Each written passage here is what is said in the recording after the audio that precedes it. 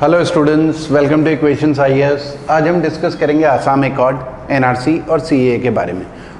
शुरुआत करते हैं एनआरसी से, national register for citizen. National register for citizen, इसका पर्पस क्या है? नेशनल रजिस्टर फॉर सिटीजन का, इसमें हमें आइडेंटिफाई करने हैं, क्या लिस्ट बनानी है इस रजिस्टर में उन सारे लीगल सिटीजन्स की, इंडियन सिटीजन्स की, ठीक है, जो इंडियन हैं, ताकि हम इलीगल इमिग्रेंट जो इलीगली इंडियन टेरिटरी में घुसे हुए हैं उनको आइडेंटिफाई कर सकें और उनको डिपोर्ट कर सकें वापस उनकी कंट्री में। ठीक है, तो एनआरसी एक तरीके का रजिस्टर है जिसमें इंडियन सिटीजन्स की पूरी लिस्ट होगी। ठीक है, फिलहाल इंडिया में एनआरसी पूरा अपडेट नहीं किया गया है। 1951 में कोशिश तो करी थी एनआरसी बनाने की, लेकिन इसको अपडेट नहीं किया गया 1951। ठीक है, तो तब से अब तक देखें तो एनआरसी प्रिपेयर नहीं किया गया है। इंडिया के सिटीजन्स की कोई रजिस्टर नहीं है। आधार नंबर है, आधार का तो पूरा डेटा है सरकार के पास, राशन कार्ड का डेटा हो गया, ड्राइविंग लाइसेंस हो गया, लेकिन कौन इंडियन सिटीजन है? क्योंकि बहुत सारे फॉरेनर्स जो इलीगली इंडिया में रह रहे हैं, या बांग्लादेश से आए हुए हैं कई लोग, या पाकिस्तान से आए हुए हों कई लोग, उन्होंने अपना आधार कार्ड भी बना लिया है, ठीक है, राशन कार्ड भी बनाया हुआ होगा, ठीक है, कई ऐसे लोग होंगे। लेकिन हमारे यहाँ आइडेंटिफाई करना कि कौन इंडियन है कौन नहीं, ठीक है, वो एक सर्वे या जो है रजिस्टर अपडेट नहीं हुआ है, ठीक है, प्रिपेयर नहीं किया गया है। ठीक है, तो ये एक एनआरसी है, इसे हम एनआरसी बोलते हैं। अब एनआरसी की अगर हम बात करें, केवल स्टेट ऑफ आसाम के लिए एनआरसी का डेटा अपडेट किया गया है। अब वो केवल आसाम के लिए क्यों किया गया है, उसके लिए हमें आसाम एकॉर्ड में आना पड़ेगा। आसाम एकॉर्ड साइन हुआ था 1985 में। प्रॉब्लम क्या हुई थी कि पाकिस्तान आज़ादी के बाद से ही जब बंटवारा हुआ था तो रिलीजियस लाइन में बंटवारा हुआ था। हिंदुओं के लिए हिंदुस्तान, मुसलमानों के लिए पाकिस्तान, ऐसा कुछ करके रिलीजियस लाइन में बंटवारा हुआ था। तो जहाँ जहाँ पर मुस्लिम पॉपुलेशन ज़्यादा थी उसे पाकिस्तान टेरिटरी बना दिया गया, ठीक है, और जहाँ पर हिंदूज़ की पॉपुलेशन ज़्यादा थी वहाँ पर इंडियन टेरिटरी बना दिया गया। ठीक है, अब पाकिस्तान दो हिस्सों में बँट चुका था, ईस्ट पाकिस्तान और वेस्ट पाकिस्तान। ठीक है, दो हिस्सों में बँट चुका था, ईस्ट पाकिस्तान और वेस्ट पाकिस्तान, और बीच में था इंडिया। ठीक है, बीच में था इंडिया। ईस्ट पाकिस्तान जो आज की डेट में बांग्लादेश, जिसे हम बांग्लादेश बोलते हैं, और ये बॉर्न हुआ था 1971 में बांग्लादेश बॉर्न हुआ था। ये ओरिजिनली ईस्ट पाकिस्तान था। यहाँ पर बगावत हुई, वो वेस्ट पाकिस्तान से जो है इंडिपेंडेंस चाह रहे थे 1971 के टाइम पे, क्योंकि अलग अलग रूल यहाँ पर जब इलेक्शंस होते थे तो अलग अलग पॉलिटिकल पार्टी इलेक्शंस जीतती थी, और यहाँ के लोग अपने आप को ना एक सेपरेटिज्म की फीलिंग होती थी वेस्ट पाकिस्तान से, और इन्हें ये लगता था यहाँ के लोगों को कि वेस्ट पाकिस्तान की जो सरकार है वो इस एरिया को निगलेक्ट कर रही है, अंडर डेवलप्ड एरिया है, इन्फ्लेशन बहुत ज़्यादा है, करप्शन बहुत ज़्यादा है। तो ऐसी बहुत सारी फीलिंग थी, तो ये डिमांड कर रहे थे, बहुत आंदोलन चल रहे थे वेस्ट पाकिस्तान के अगेंस्ट, तो उन्हें इंडिपेंडेंस चाहिए थी। ठीक है, तो 1971 में इंडिया पाकिस्तान वॉर हुआ, जिसमें हमने वहाँ के जो रेबल्स थे उनको सपोर्ट करा, और उस इंडिया पाकिस्तान वॉर की वजह से बांग्लादेश बॉर्न हुआ 1971 में। लेकिन अब हो क्या रहा था 1971 से पहले भी और 1971 के बाद भी, बांग्लादेश से बहुत सारे लोग इलीगली, क्योंकि बॉर्डर तो पूरी तरीके से सील थे नहीं, ओपन बॉर्डर्स थे एक तरीके से, कहीं कहीं पर बीएसएफ वाले जो हैं वो तैनात थे, और बॉर्डर पूरी तरीके से सील नहीं थे, तो बहुत सारे लोग इंडिया में इलीगली घुसते जा रहे थे। ठीक है, और जैसे ये वेस्ट बंगाल में घुस गए हैं, उड़ीसा, बिहार, बहुत सारे बांग्लादेश के इलीगली घुस जाते थे, और आसाम में भी घुस गए बहुत सारे। अब आसाम में प्रॉब्लम हुई कि आसाम में ज़्यादातर जो लैंग्वेज चलती थी वो थी आसामीज़ लैंग्वेज।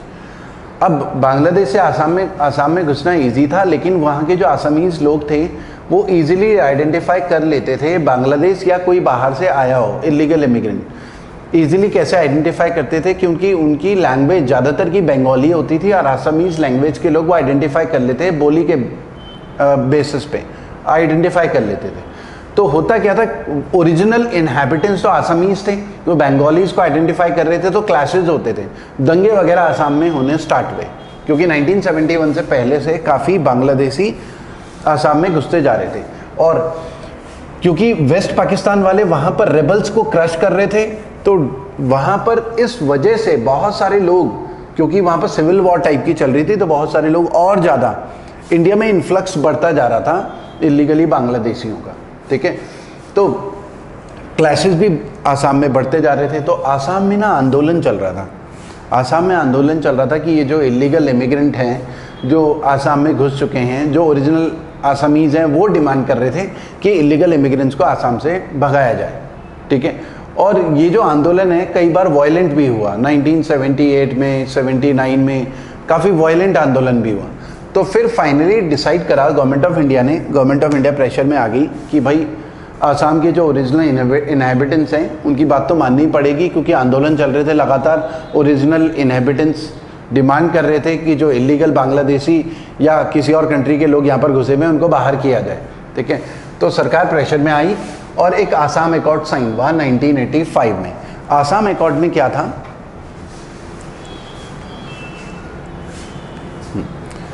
आसाम एकॉर्ड किसके बीच में साइन हुआ, एक तो government of India led by Rajiv Gandhi. Rajiv Gandhi तब तक प्राइम मिनिस्टर बन चुके थे, इंदिरा गांधी की डेथ 1984 में हो चुकी थी, राजीव गांधी प्राइम मिनिस्टर थे।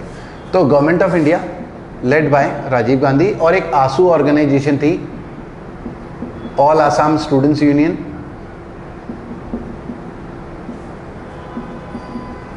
स्टूडेंट्स यूनियन,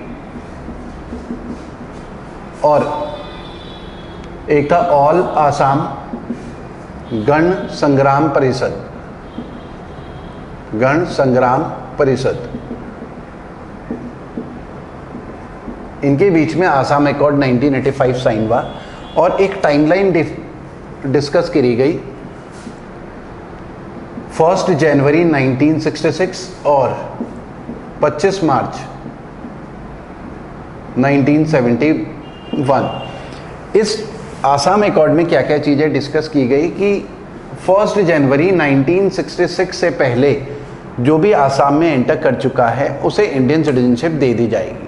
तो इस मीटिंग में इनके बीच में जो भी एग्रीमेंट हुआ, बातचीत हुई, तो आसाम एकॉर्ड में इंक्लूड कर दिया गया कि भाई देखो 1 जनवरी 1966 से पहले जो आसाम में एंटर कर चुका है उसको आइडेंटिफाई करना बहुत मुश्किल है। 1985 में साइन हो रहा है और 1966 से पहले एक डेट डिसाइड करेगी कि जो आ चुका है तो आ चुका है, उसको इंडियन सिटीजनशिप दे देंगे, ठीक है। तो Indian citizenship will be given,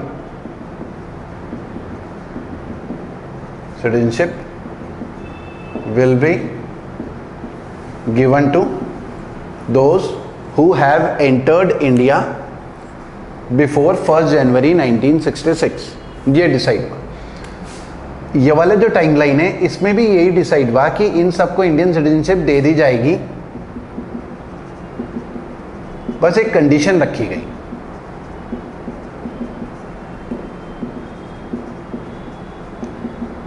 इसमें यह डिसाइड हुआ कि इस डेट में के बीच में जो भी इंडिया में इलीगली एंटर किया होगा कोई भी फॉरेनर, उसको भी इंडियन सिटीजनशिप दे दी जाएगी विदाउट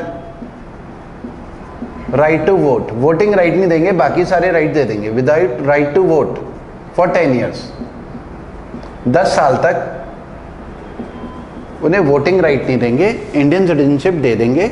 वोटिंग राइट 10 साल के बाद दिया जाएगा। मतलब ओवरऑल कहने का मतलब यह है कि 25 मार्च 1971 से पहले जो भी इलीगली आसाम में एंटर कर चुका है उसको इंडियन सिटीजनशिप मिल जाएगी, ठीक है। ये डिस्कस हुआ और साथ ही साथ 25 मार्च 1971 के बाद जितने भी फॉरेनर्स हैं, ठीक है, उनको आइडेंटिफाई किया जाएगा और उनको डिपोर्ट किया गया, ठीक है। तो those who have entered India after 25 March 1971 will be deported, उनको डिपोर्ट कर दिया जाएगा उनके देश। Those illegal migrants who have entered India after 25 March 1971 will be deported, ठीक है, उनको डिपोर्ट कर दिया जाएगा उनके देश। मतलब इससे पहले जो भी इंडिया में एंटर कर चुका है उनको इंडियन सिटीजनशिप मिल जाएगी। बस ये वाला जो टाइम पीरियड है यहाँ पर ये डिसाइड किया गया कि 10 साल तक उन्हें वोटिंग राइट नहीं देंगे, ठीक है। तो ये आसाम एकॉर्ड में डिसाइड किया गया। लेकिन अब ये पता कैसे चलेगा कि कौन किस तारीख में आसाम में एंटर करा है, ठीक है, कौन इसके बाद एंटर करा है, कौन इस बीच एंटर करा है, कौन इस बीच एंटर करा है, वो कैसे आइडेंटिफाई होगा? वो तो आइडेंटिफाई होगा जब सर्वे किया जाएगा, डेटा कलेक्ट किया जाएगा, लोगों से डॉक्यूमेंट मांगे जाएंगे, आसाम में जो लोग रहते हैं, ठीक है। तो उसके लिए ये बात हुई कि भाई आसाम एकॉर्ड के इम्प्लीमेंटेशन के लिए तो जरूरी है कि national register for citizen NRC कराई जाए, एनआरसी फॉर आसाम, ठीक है। ये सारी चीजें आइडेंटिफाई करने के लिए कि किस आसाम में कौन कौन लोग एंटर कर चुके हैं और कितनी कितनी तारीख को एंटर करे हैं इलीगल माइग्रेंट, उसके लिए एनआरसी कराई जाएगी आसाम में। आइडेंटिफाई किया जाएगा कौन इंडियन है कौन इंडियन नहीं, और कोई फॉरेनर है तो कितनी तारीख को आसाम में एंटर करा है, ठीक है। तो एनआरसी डिस्कस हुआ आसाम एकॉर्ड में कि आसाम के लिए कराई जाएगी। लेकिन एनआरसी का डेटा कलेक्ट करने का एक स्टार्ट जो है वो प्रोसेस स्टार्ट ही नहीं हुआ, ठीक है। ये लंबा खिंचता रहा, प्रोसेस स्टार्ट ही नहीं हुआ। 2013 में सुप्रीम कोर्ट ने सेंट्रल गवर्नमेंट ऑफ इंडिया को ऑर्डर दिया कि भाई जब आपने आसाम एकॉर्ड साइन करा है तो आसाम के लिए एनआरसी क्यों नहीं प्रिपेयर करा, मतलब आसाम में आइडेंटिफाई करना कि कौन इंडियन है कौन फॉरेनर है, और कोई फॉरेनर भी है तो कौन कौन सी डेट में आसाम में एंटर कर चुका है, ये आइडेंटिफाई कब करोगे। तो 2013 में सेंट्रल गवर्नमेंट को ऑर्डर दिया सुप्रीम कोर्ट ने, ठीक है। उस बेसिस पे मोदी सरकार 2014 में मोदी सरकार आ गई थी, उन्होंने बोला कि ठीक है हम एनआरसी करवाते हैं, और ऑफिशियल प्रोसेस स्टार्ट हुआ एनआरसी का आसाम के लिए 2015 में। ऑफिशियल प्रोसेस 2015 में स्टार्ट हो गया एनआरसी का, ठीक है। अब 2015 में प्रोसेस स्टार्ट हुआ, 2018 में इसने अपनी रिपोर्ट पब्लिश करी, ठीक है। एनआरसी प्रिपेयर हुआ, 2018 में रिपोर्ट पब्लिश हुई जिसमें 3.3 करोड़ आसामीज थे, और 3.3 करोड़ आसामीज में से 3.11 करोड़ जो आसामीज थे उनको एनआरसी में इंक्लूड किया गया, मतलब वो इंडियन सिटीजन है, और 19 lakh not included in NRC, मतलब वो एक तरीके से फॉरेनर हो गए। इसमें अपील भी कर सकते थे जो लोग, जिनको लगता था कि नहीं नहीं हम तो इंडियन हैं, लेकिन तब भी हमें एनआरसी से बाहर रखा गया, तो अपील का भी प्रोसेस था, ठीक है। तो 19 लोग जो है वो इंक्लूड किए गए। अब इन 19 लोगों को फॉरेनर्स को क्या करना है, इन फॉरेनर्स को हमें वापस उनकी कंट्री में डिपोर्ट करना है। लेकिन डिपोर्टेशन का प्रोसेस इतना ईजी नहीं है। कोई भी कंट्री क्यों एक्सेप्ट करेगी, बांग्लादेश भी क्यों एक्सेप्ट करेगा कि ये हमारे लोग हैं, ठीक है। बांग्लादेश तो बोलेगा डॉक्यूमेंट दिखाओ, प्रूफ दिखाओ कि ये हमारे लोग हैं, तुम हमारे ऊपर थोप रहे हो। तो डिपोर्टेशन इतना सिंपल नहीं है, ठीक है। खासकर जो गरीब लोग होते हैं, क्योंकि वो एसेट तो है नहीं किसी भी कंट्री के लिए, तो वो उन गरीबों को लेके अपने ऊपर बर्डन क्यों लेंगे। या तो ये पढ़े लिखे होते इंजीनियर डॉक्टर, तो हर कोई कंट्री सोचेगी कि नहीं नहीं हमारे यहाँ ही रहने दो, किसी भी कंट्री के लिए एसेट हो। लेकिन ये लोग गरीब लोग हैं, पढ़े लिखे नहीं हैं, तो कोई भी कंट्री क्यों एक्सेप्ट करेगी, अपने ऊपर बर्डन लेने वाली बात है, ठीक है। तो डिपोर्टेशन का प्रोसेस इतना ईजी नहीं है, ठीक है। अब इनमें हिंदूज भी थे, मुस्लिम्स भी थे, ठीक है। 14 लाख के करीब ऐसा कहा जा रहा है कि मुस्लिम्स हैं, ठीक है। सिख भी थे, जैन, पारसी, बौद्ध धर्म, अलग अलग रिलीजन के लोग थे, ठीक है।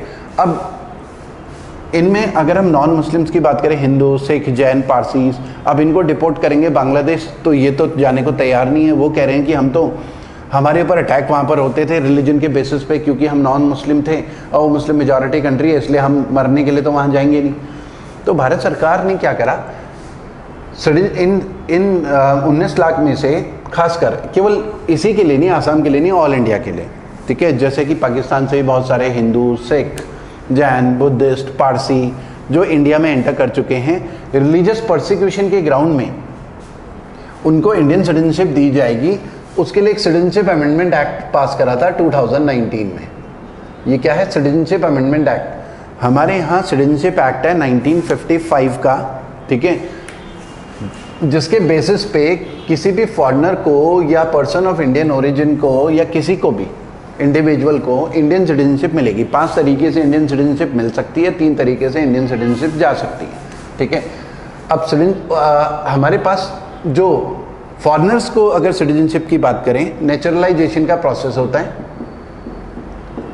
नेचुरलाइजेशन का प्रोसेस होता है। फॉरेनर्स को सिटीजनशिप देने की बात करें, उसमें 11 साल प्लस 1 साल, टोटल 12 ईयर्स का प्रोसेस होता है, ठीक है। 11 साल इंडिया में रहना है और आखिरी 1 साल एप्लीकेशन प्रोसेस का होता है कोई भी फॉरनर, ठीक है। जैसे अदनान सामी पाकिस्तानी था, वो इंडिया में रहा 11 साल तक और 12वें साल उन्होंने अप्लाई करा कि भाई मुझे इंडियन सिटीजनशिप दी जाए, तो टोटल 12 साल वो इंडिया में रहे और फिर अदनान सामी को इंडियन सिटीजनशिप मिल गई, ठीक है। उसमें की फ़ीस होती है, डॉक्यूमेंट्स होते हैं, ठीक है, ओरिजिनल डॉक्यूमेंट्स वगैरह सबमिट करने होते हैं कि हाँ पाकिस्तान को बिलोंग करते हैं, जो जो डॉक्यूमेंट होंगे उनके पुराने पाकिस्तान के वो सारे डॉक्यूमेंट्स होंगे।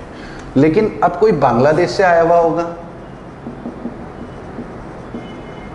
पाकिस्तान से आया हुआ होगा, पाकिस्तान से और अफगानिस्तान से कोई आया हुआ, ये जो है मुस्लिम कंट्री है,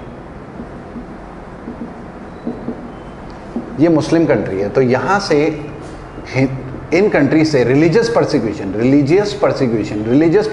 का मतलब हो गया कि रिलीजियस परसिक्यूशन मतलब किसी भी इंडिविजुअल को उसके रिलीजन के बेसिस पे अटैक करना कि अरे ये मुस्लिम कंट्री है तो यहाँ पर क्योंकि तो मुस्लिम नहीं हूँ इसलिए उनके ऊपर अटैक होना, तो उसे बोलते हैं रिलीजियस परसिक्यूशन या फेयर ऑफ रिलीजियस परसिक्यूशन, कि हमारे साथ हमारे रिलीजन की वजह से कुछ गलत ना हो जाए इन कंट्रीज़ में। तो ये लोग भागकर इंडिया आए हैं, बहुत सारे Hindu, Sikh, Jain, Buddhist, Parsis, Christians, ये 6 रिलीजन के लोग रिलीजियस परसिक्यूशन की वजह से अगर इन 3 कंट्री में भागकर आए हैं तो नेचुरलाइजेशन के प्रोसेस के थ्रू तो वैसे ही इन्हें सिटीजनशिप मिलनी थी 12 साल में, और साथ ही साथ फीस भी जमा करना या डॉक्यूमेंटेशन प्रूफ वगैरह देना, वो सब प्रोसेस था। तो सिटीजनशिप अमेंडमेंट एक्ट में किया गया कि ये लोग जो इन 3 कंट्री से आए हैं, मुस्लिम मेजॉरिटी कंट्री से आए हैं, रिलीजियस परसिक्यूशन की वजह से इंडिया में आए होंगे और कट ऑफ डेट है 31 दिसंबर 2014, 2014 से पहले जो इंडिया आ चुके हैं ये लोग, इनको इंडियन सिटीजनशिप मिल सकती है और 5+1 साल मतलब 6 साल में ही विदाउट प्रॉपर डॉक्यूमेंट। इसमें ना मुस्लिम्स इंक्लूड नहीं है, इसलिए बवाल ज़्यादा हुआ क्योंकि बहुत सारे लोगों का डिमांड ये थी कि इसमें मुस्लिम्स को क्यों नहीं इंक्लूड करा है, तो मोदी सरकार मुस्लिम्स के अगेंस्ट है ऐसा बोलने लगे। लेकिन मोदी सरकार का लॉजिक है कि नहीं, ये रिलीजियस परसिक्यूशन की वजह से जो लोग भागकर यहाँ पर आए हैं इस वजह से उनको सिटीजनशिप दी जा रही है, और जो मुस्लिम्स हैं वो रिलीजियस परसिक्यूशन की वजह से भागकर नहीं आएंगे, ठीक है। उन्हें मुस्लिम्स को पाकिस्तान में इसलिए परेशान नहीं किया जाएगा ना कि वो मुस्लिम्स हैं, ठीक है। ये अलग रिलीजन के हैं तो फिर ये इनके पास चॉइस ही क्या बची, उस कंट्री में तो रह नहीं पा रहे ना, रिलीजन की वजह से अटैक हो रहे हैं, तो उनके पास और कोई चॉइस नहीं है, इसलिए हम उनको सिटीजनशिप दे रहे हैं, ठीक है, विदाउट एनी प्रॉपर डॉक्यूमेंट। क्योंकि बहुत सारे जो है, जैसे दिल्ली में एक मजनू का टीला है, वहाँ पर बहुत सारे हिंदूज़ जो हैं पाकिस्तान से आए हुए वहाँ पर रह रहे हैं। राजस्थान में भी बॉर्डर के आसपास बहुत सारे हिंदूज़ रह रहे हैं, ठीक है, पाकिस्तान से भागकर आए हुए, उन्हें सिटीजनशिप नहीं मिली हुई। तो भारत सरकार का लॉजिक है ठीक है उनको सिटीजनशिप दे देंगे, उनका राशन कार्ड बन जाएगा, आधार कार्ड बन जाएगा। तो बहुत बुरी हालत में है, मतलब टेंट में रह रहे हैं, नालियाँ, वहीं पर गंदगी फैली हुई है, सस्ता राशन उन्हें मिल नहीं सकता क्योंकि राशन कार्ड है नहीं। तो भारत सरकार कह रही है ठीक है, जब वो रह रहे हैं वापस तो जा नहीं रहे, तो राशन कार्ड भी बन जाएगा, थोड़ा सस्ता राशन भी मिल जाएगा उन्हें। तो इस सिटीजनशिप अमेंडमेंट एक्ट 2019, जिसने 1955 के सिटीजनशिप एक्ट में अमेंडमेंट करा कि नेचुरलाइजेशन वैसे 12 साल का था, 6 साल में ही without proper document in 6 religion के लोगों को, जो कि रिलीजियस परसिक्यूशन की वजह से इन 3 कंट्री से भागकर आए, उनको इंडियन सिटीजनशिप दे दी जाएगी, ठीक है। तो ये सिटीजनशिप अमेंडमेंट एक्ट था। तो आज स्टूडेंट्स हमने डिस्कस करा आसाम एकॉर्ड मेनली आसाम के जो नेटिव इनहेबिटेंट्स थे, ओरिजिनल इनहेबिटेंट्स, उनकी डिमांड थी आइडेंटिफाई किया जाए, जो इलीगल इमिग्रेंट आसाम में हैं उनको आइडेंटिफाई करके आसाम से बाहर भगाया जाए, और दंगे भी हो रहे थे क्योंकि, इसीलिए आसाम एकॉर्ड साइन हुआ था, और आसाम एकॉर्ड के लिए एनआरसी हुआ था। एनआरसी अभी तक केवल आसाम में हुआ है, पूरे इंडिया के लिए नहीं हुआ है। हालांकि मोदी सरकार बार बार बोल रही है कि एनआरसी हम पूरे इंडिया के लिए भी करवाएंगे, कुछ नेता लोग बोल रहे हैं, ठीक है। बंगाल इलेक्शन में भी बोल रहे हैं बंगाल में एनआरसी कराएंगे, जो भी लीगल बांग्लादेशी एंटर किए हुए होंगे उनको हम डिपोर्ट करेंगे। डिपोर्ट करना बहुत टफ टास्क होता है, इम्पॉसिबल टाइप का टास्क होता है, क्योंकि सामने वाली कंट्री एक्सेप्ट करने को तैयार भी तो होनी चाहिए, ठीक है। तो स्टूडेंट्स, अगर आपको ये वीडियो पसंद आता है तो वीडियो को लाइक ज़रूर करें, ठीक है, और शेयर करें अपने फ्रेंड्स के साथ, और सब्सक्राइब जरूर करें हमारे चैनल को। आपके लाइक से एक मोटिवेशन मिलेगा, हम और भी वीडियोस आपके लिए लेकर आएंगे। Thank you students.